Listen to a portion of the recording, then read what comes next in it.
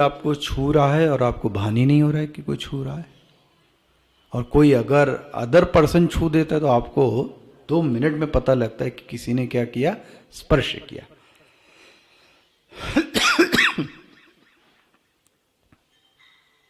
क्योंकि यह ज्ञान मन तक नहीं गया। इसका मतलब पुस्तक का ज्ञान कैसे हुआ? नेत्र से। नेत्र का ज्ञान के नेत्र से ही कहाँ गया? मन में गया। फिर मन को किसने दिया? साक्षी। साक्षी भाष्य है। ये परंपरा आप देख चुके हैं दीर्घदृश्य विवेक में। लेकिन एक पुस्तक को देखने के लिए इतनी चीजों की जरूरत पड़ी। एक दीपक को देखने के लिए जो स्वयं प्रकाश है, उसके लिए किसी अन्य प्रकाश की अपेक्षा। क्या दीपक के प्रकाश को दूसरे प्रकाश से देखेंगे? तो बोलेंगे क्योंकि दीपक कैसा है? स्वयं प्रकाश। ऐसे ही उस साधक को जिसने यह एकत्व को देख लिया, वह देखता है कि मेरे अंदर जो चित स्वरूप है वह ज्ञान स्वरूप है। ज्ञान स्वरूप का अर्थ ध्यान रखिएगा, विषयों का ज्ञान वह तो अलग चीज है। मैं सत हूं और मैं सत को जानता हूं। इसको बोलते हैं ज्ञान सन्मात्र और चिन्ह मात्र। सच्चित में भी अंतर है और सन्मात्र और चिन्ह मात्र में भी अंतर है। मैं अपने स्वरूप को जानता भी हूं। क्या जानते हो? मैं हूं। देखो आपको अंतर दिखाते हैं। घड़ी ये नहीं जानती है कि मैं हूं, लेकिन मैं अपने आप को यह जानता हूं कि मैं हूं ही नहीं, मैं अपने आप को जानता भी हूं। यह वह चिन्ह मात्र। इसी को बोलते ज्ञान स्वरूप।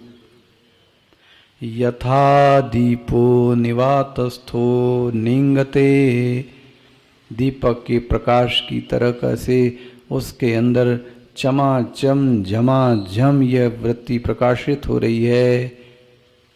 मैं सच्चिदानंद हूं। निंगते, कोई कंपन नहीं है। कौन है ये?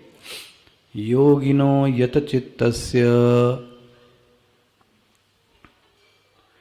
यह योगी जो ध्यायी था अब क्या बन गया? युक्त बन गया।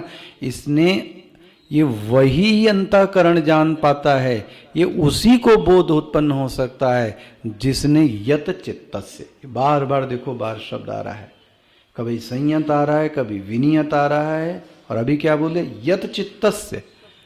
जिसने अपने चित्त को क्या किया है? बहुत अच्छे से संयमित, कंट्रोल किया है। युंजतो, इस योग से उसने अपने आप को जोड़ के रखा है। अब दो चीजें हैं, थोड़ा सा आपको हल्का करते हैं विषय को, ज्ञानवर्धन के लिए आपके करते हैं। उस दिन भी चर्चा हो रही थी ना, तो आपने हमको व्हाट्सएप भी भेजा कि ये चित्त के दृष्टांत को भागवत में भी बताया गया है। तो एक दो चीजें हैं। कई बार जो प्रज्वलित दीपक है उसको ज्ञान की उपमा दी गई है। कई बार प्रज्वलित दीपक को, जो दीपक है उसको शुद्ध अंतःकरण की उपमा दी गई। कभी कभी ये दृष्टांतों में भेद है, ये जानना चाहिए। मैंने भी खोजा तो एक तो आपने दिया ही भागवत का, दूसरा बहुत सरल है, ये सिर्फ आपको गिना रहा हूं, सिर्फ ज्ञानवर्धन के लिए। ये बात वहां जो रामचरितमानस में उत्तरकांड में बोली, वह ज्ञान के लिए बोली है। अंतःकरण के कम के लिए बोली है, ज्ञान के लिए ज्यादा बोली है। मैं बहुत संक्षेप में आपको बड़ी जल्दी जल्दी सुनाता हूं। वहां बड़े अच्छा एक दृष्टांत आया। एक काकभुशुंडी और गरुण जी के संवाद में है कि ज्ञान कब प्रकट होगा। वहां प्रश्न ऐसा है, ज्ञान प्रकट कब होगा? तो अब ज्ञान प्रकट होगा तो उसको ज्ञानाग्नि शब्द से हम लोग बोलते हैं, ज्ञानाग्नि। तो जब दीपक प्रज्वलित होगा, प्रज्वलित दीपक वही ज्ञान को प्रकट करेगा। अब प्रश्न है, दीपक कब प्रज्वलित होगा? इतना तो सरल दे सकते हैं। दीपक कब प्रज्वलित होगा? हाँ, तो भैया उसको जलाओगे तो अब बोगे जलाने के लिए क्या चाहिए? तो बाती चाहिए और माचिस भी तो चाहिए। और बाती माचिस से जलाओगे किसको? मतलब वो होना किस में चाहिए? बोले वो दीपक भी होना चाहिए। तो दीपक में सिर्फ बाती तो नहीं जलेगी, दीपक में क्या होना चाहिए? घी होना चाहिए। तो बोले घी कहाँ से आएगा? बहुत अच्छा सुंदर रूपक है हमारे पास, तो समय इसलिए आपको सुना रहा हूं। हाँ, बहुत सुंदर बोला गया। पहली चीज है गाय होनी चाहिए, तभी तो घी निकलेगा, तभी तो दीपक जलेगा। तो गाय की उपमा दी गई सात्विक श्रद्धा से। धेनु, हाँ हाँ, सात्विक श्रद्धा क्या है? धेनु, गाय। अब गाय हो गई, गाय के दूध को फिर दुहना पड़ेगा। तो दो चीजें चाहिए, एक तो दुहने वाला चाहिए और एक किस पात्र में दुहोगे, क्योंकि वो सात्विक दूध है ना भाई। तो बोलते हैं बर्तन तो पहला विश्वास का बर्तन होना चाहिए। बड़ी बड़ी कितना भी अच्छा दूध होवे और बर्तन अगर हाँ गड़बड़ होवे तो महाराज अच्छा से अच्छा दूध भी नाश हो जाता है। एक बूंद भी नींबू पड़ा हो तो कितना भी सात्विक ज्ञान होवे, तो बर्तन क्या होना चाहिए? विश्वास का। और वो दुहने वाला कौन होना चाहिए? जो अहीर होना चाहिए। अहीर दूता था ना पहले गाय को। तो भगवान का जो भक्त है, दास, वही कौन है? अहीर। दोग्धा गोपाल नंदन, दोग्धा गोपाल नंदन, जिसके अंदर दास भाव है। भैया स्वामी भाव होगा तो दूध नहीं निकलेगा। किसी से कुछ लेने के लिए दास भाव तो बहुत अनिवार्य है। अकड़ कर लोगे कोई कुछ नहीं देगा। नम्र हो जाओगे तो आदमी अपने को भी दे देता। भगवान तो अपने को ही दे देते हैं।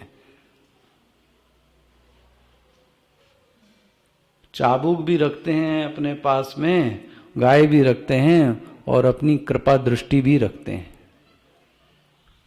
ये जो पहला मंगलाचरण आप पढ़ते हैं वो यही पढ़ते हैं, तोत्र वैत्रिक पांडये।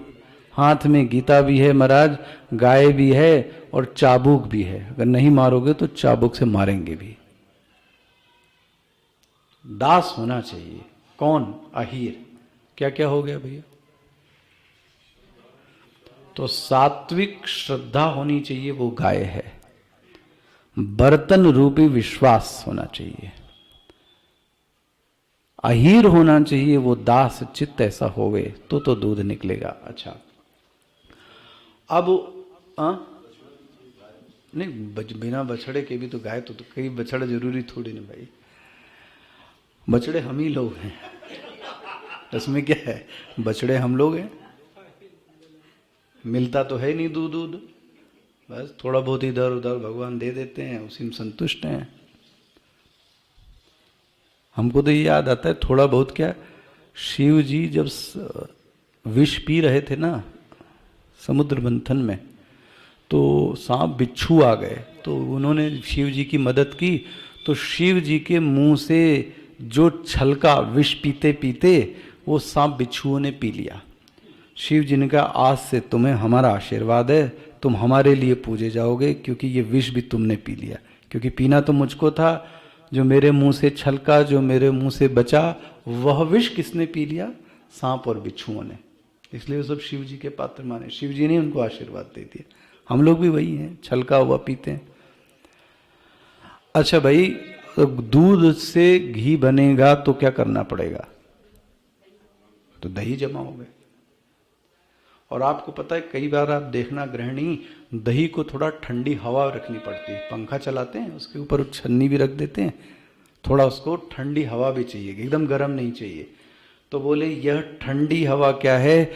बोले चित्त में दो वृत्तियां होनी चाहिए दही जमाने के लिए, वह है क्षमा और संतोष।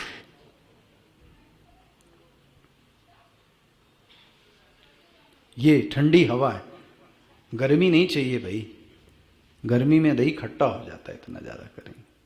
थोड़ा ठंडा चाहिए, क्षमा और संतोष। अब प्रश्न है, वो दही को जमाओगे किसमें? मटकी में? पात्र जो चाहिए, अलग कोई पात्र चाहिए? बोलते हैं ये दही जमाने के लिए प्रसन्न चित्त चाहिए, मुदिता। प्रसन्न चेतसहु याशु बुद्धि पर्यवतिष्ठते। देखो इसको गीता से मिलाओ। प्रसन्न चेतसहु, प्रसन्न चेता मतलब प्रसन्न चित्त, प्रसन्न चित्त। अप्रसन्न दुखी खिन्न चित्त ज्ञान को नहीं ले सकता। उसके लिए यह आवश्यक है कि मुदिता वृत्ति उसके अंदर होनी चाहिए। मुदिता मतलब प्रसन्नता। प्रसन्नता किसी विषय की नहीं, चित्त की प्रसन्नता चाहिए, अकारण प्रसन्न रहे। देखो भाई, किसी किसी के चेहरे को देख के ही उदासी आ जाती है, और किसी किसी के चेहरे को देख के ही व्यक्ति को क्या आ जाती है? प्रसन्नता। ये तभी है जब उसके अंदर कैसी चल रही हो, प्रसन्नता हिलोरे मार रही हो, तो उसका आशीर्वाद दूसरों को भी थोड़ा बहुत दिख जाता है। बच्चे की हंसी से दूसरा भी, अपना बच्चा न होवे तो भी व्यक्ति प्रसन्न हो गया।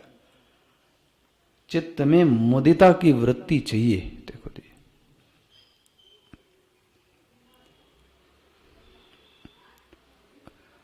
पतंजलि योग सूत्र में व्यवहार के लिए भी यही बोला गया, सबसे एक जैसा व्यवहार नहीं करना चाहिए। क्या है व्यवहार के तरीके? बता सकता है कोई?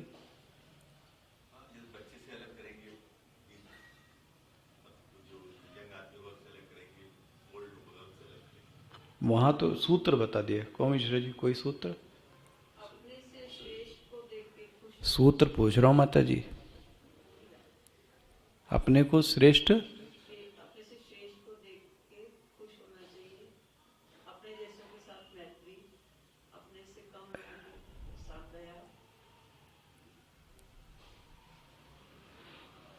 मैत्री, करुणा, मुदिता, अपेक्षा, उपेक्षा, ये सूत्र है। सबसे एक जैसा नहीं कर सकते भाई। किसी के ऊपर मैत्री करना चाहिए, किसी के ऊपर करुणा करनी चाहिए, और तीसरा जिसके लिए मैं बोल रहा हूं, क्या चाहिए? मुदिता भी चाहिए। किसी को देखकर मन क्या हो जाना चाहिए? और कभी कभी कोई व्यक्ति गलत बात कहे और बोले तो झगड़ने के बजाय उससे क्या करनी चाहिए? उपेक्षा, बोलने का। जरूरी थोड़ी नहीं इसकी हर बात का जवाब दें हम। तो कौन सी वृत्ति आ गई? हो गया ना?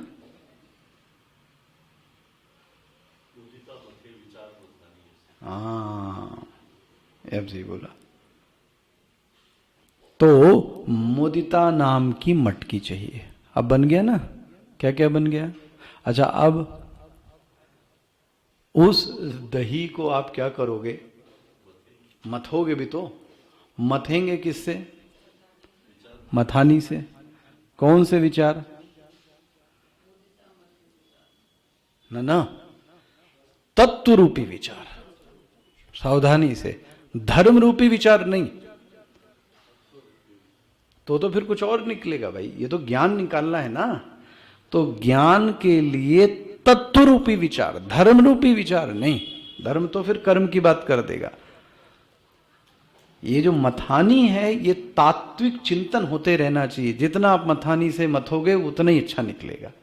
जितना ही अच्छा ब्रह्म विचार होगा, ब्रह्म चिंतन होगा, उतना ही अच्छा घी निकलेगा। अच्छा भाई, अच्छा ये मथानी चलाओगे किससे? और रस्सी से। तो साधक के पास रस्सी क्या है?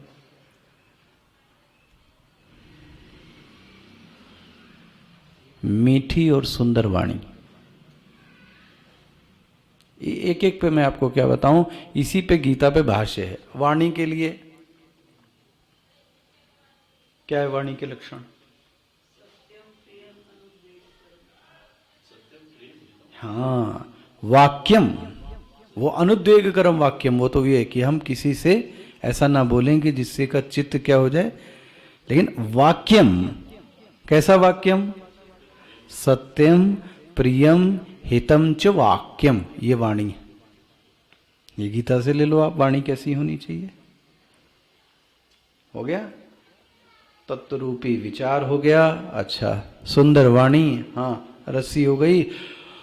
अब भैया उसमें से दही को मथने पर क्या निकलेगा? हाँ, मक्खन। तो जब आप विचार करोगे तो मक्खन क्या निकलेगा? वैराग्य। ना ना, अभी इतनी जल्दी नहीं निकलेगा। दही से पहले क्या निकलेगा? मक्खन। दो चार चौपाई हैं, हाँ, तो आपको तो मैं पढ़ के लाया हूं इसीलिए सब मटेरियल। तो मक्खन निकलेगा, डायरेक्ट नहीं निकलेगा भाई। दूध, दूध से दही, दही से फिर मक्खन निकाला। वो शॉर्टकट वाला तरीका नहीं, वो मलाई को चढ़ा दो जिससे घी बन जाए, वो नहीं। आपको पता, स्वामी जी ने इसमें बहुत प्रवचन किया है। ऐसा घी स्वास्थ्य के लिए हितकारी नहीं होता जो मलाई को लेकर बनाया जाता है, विष हो जाता है। आयुर्वेद में भी कोई सूत्र है शायद इसका। हाँ, मलाई से नहीं, मलाई से क्या निकाला जाए? मक्खन। अच्छा भाई, मक्खन क्या निकला? वैराग्य। सत्संगत्वे निसंगत्वम, आ गया ना। ये ब्रह्म विचार होगा तो वैराग्य जरूर आएगा। तो सब कुछ संगत मिल सकती है आपकी। अच्छा भाई, अब मक्खन निकल गया, अब क्या करोगे? अब उसको तपाओ। किसमें? अग्नि में। अग्नि क्या है? योगम। योग रूपी अग्नि में तपाओ इसको भैया। यार युंजतो योगमात्मनः, योग में तपाओ इसको। अच्छा भाई, लो भाई तपा लेते हैं। तो तपाओगे, अग्नि जलाओगे तो कैसे जलाओगे? ईंधन तो चाहिए ना, लकड़ी चाहिए तभी तो जलेगा। बोले लकड़ी क्या चीज जलाओगे? बोले हमारे पास खदान है। किस चीज की? अज्ञान की। अज्ञान रूपी कर्म रूपी लकड़ियों को जलाएंगे। वाह सुंदर। देखो तुलसीदास जी कितना महीन, कहां कहां तक लिखे गए। और बात यह है कि यह सब चीजें शास्त्र संगत हैं, कोई भी शास्त्र इसका विरोध नहीं कर सकता। आप यज्ञ यज्ञ जब पढ़ते हैं, ज्ञानाग्नि दग्ध कर्माणि, तो ज्ञान की अग्नि में जलाते क्या है? अपने कर्म, अपना अज्ञान, तभी तो ज्ञानाग्नि निकलेगी। और यहां पे भी यही बात बोली गई है। अच्छा भाई, अब घी निकला तो उसको रखेंगे किसमें? अब उसी पात्र में थोड़ी ना रखते हैं घी। अब आ गया अंतःकरण, चित्त। अब आया चित्त, देखो जिसकी बात कह रहा था। अब घी के लिए ये तैयार हो गया। अब भैया घी तो तैयार हो गया, अब बाती लगाओ। तो बाती किससे बनेगी? बोले रुई से बनेगी। वाह, रुई क्या है? बोले तीन अवस्था और तीन गुण, ये कपास है। ये कपास है, कपास मतलब रुई। सत्व रजतम, जागृत स्वप्न सुषुप्ति। बोले इनको करोगे तो एक तुरीय नाम की चीज निकलेगी, तो एक बत्ती निकलेगी। वाह, एक बत्ती निकलेगी। कौन सी? तुरीय। बोले उस तुरी को ही करो, वही वही असली चीज है। देखो तुरी आगे ना अपने ब्रह्म की ओर। और जब जलेगी तो फिर कीट पतंगे भी मरेंगे। ज्ञानाग्नि दग्ध कर्माणि। तो जो आपका मद और अहंकार थोड़ा बहुत था, और जैसे ही ज्ञान की अग्नि प्रज्वलित होगी तो जले। तो बोले जब दिया जलेगा तो लौ भी जलेगी। तो लौ किस चीज की होगी? सोहम अस्मि, सोहम अस्मि, सोहम। हाँ, सोहम अस्मि, वह मैं हूं। ये लौ है। कितना अच्छा रूपक है, देख लो। अरणि है मंथन। हाँ, गुरु द्वारा जो दिया हुआ जो आपका ब्रह्म विचार है, उसी से तो जलाएंगे। अच्छा, जल तो जाता है दिया, लेकिन बुझ भी जाता है। बड़ी मुश्किल से जला ये दिया। तो बुझाने वाली चीज कौन है? बोलते हैं सिद्धि, माया। जब ज्ञान आता है तो ज्ञानाभिमान भी आ जाता है। ज्ञानाभिमान आने पर वो ज्ञान की अग्नि मंद हो जाती है। सिद्धियां आने लगती हैं, साधक उसी के पीछे भागता है। ये गुरुदेव हमारे बार बार बोलते थे, सिद्धि के पीछे मत भागना। भागोगे तो फिर तो तुम उसी घेरे में उसके पास रह गए, सिद्धि के आसपास। ब्रह्म के आसपास नहीं जा पाए। और जब ब्रह्म के आसपास चले जाओगे तो सिद्धियां अपने आप मिल जाएंगी। तो इस ज्ञान को, और कह लें ज्ञान को, इस निवातस्थ, इसको बुझाने वाली हवा है ना। इसलिए साधक को ऐसे वातावरण में रहना चाहिए कि विषयों की हवा उसको न लगे ज्यादा। तो इसलिए कहा गया जो हवा है वो कौन है? विषय। इतना बड़ा रूपक है। ले 12:30 हो गया। चलो दीपक तो आपका तैयार हो गया। इतना ही कहना चाहता था मैं। हैं? घी मतलब क्या? अंतःकरण। हाँ, उसी में तो दिया जलेगा। सोहम अस्मि की लौ जलेगी। सात्विक राजसिक तामसिक में से जब तुरी निकालोगे, बटोगे, तो एक बत्ती बन जाएगी। तो वो तो तभी तो जलेगी। ये मैंने इसलिए पढ़ाया बहुत। यथा दीपो निवातस्थो नींगते सोपमा स्मृता योगिनो यत चित्तस्य युंजतो योगमात्मनः। ओहो, अब जब उसके अंदर ऐसी प्रज्वलित दीपक जल उठा, प्रज्वलित हो गया दीपक। अब क्या हो गया? जैसे ही जहां ये हुआ, यत्र उपरमते चित्तम, यत्र मतलब यस्मिन काले, जिस दिन जिस क्षण जैसा होगा ये भैया, उस दिन यह जो चित्त है वह निरुद्ध हो जाएगा। कैसा? ऊपर रमते, विषय तक का आपको ध्यान नहीं रहेगा। गाढ़ समाधि और ध्यान में वो प्रवेश कर जाएगा। इसीलिए मैं वो शिव जी की जो चौपाई थी ये बोल रहा था, सहजी बैठे शंभु कृपाला ध्यान मगन रस दंड जुग। यही बोला था बार बार। पुनिमन बाहिर कीन, कितने युग बीत गए शिव जी को, उसके बाद उन्होंने अपना मन बाहर किया, वरना बैठे ही थे शिव जी। ये है यत्रो परमते चित्तम। कल देखते हैं। ओम पूर्णमदः पूर्णमिदं पूर्णात् पूर्णमुदच्यते पूर्णस्य पूर्णमादाय पूर्णमेवावशिष्यते। ओम शांति शांति शांति।